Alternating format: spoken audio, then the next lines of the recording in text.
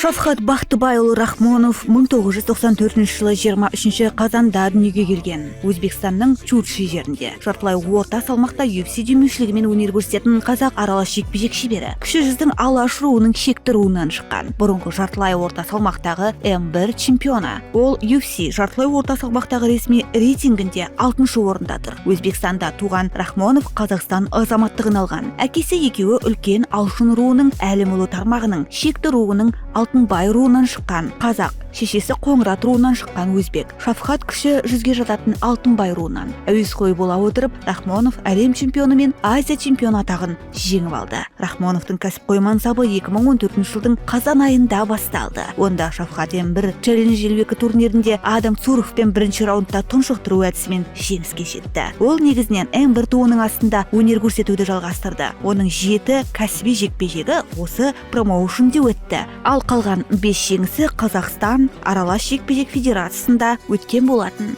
Ол осы екі ұйымда кезектес бола отырып, жартылай орта салмақтағы белбеу үшін Фаридун Адиловқа қарсы күресте өзінің алғашқы кәсіби атағын алды. Ол 3-ші раундта техникалық нокаутпен титулды жеңіп алған болатын. 2013 жылы Рахмонов ММА нұсқасы бойынша әуесқой күресте әлем чемпионы болды.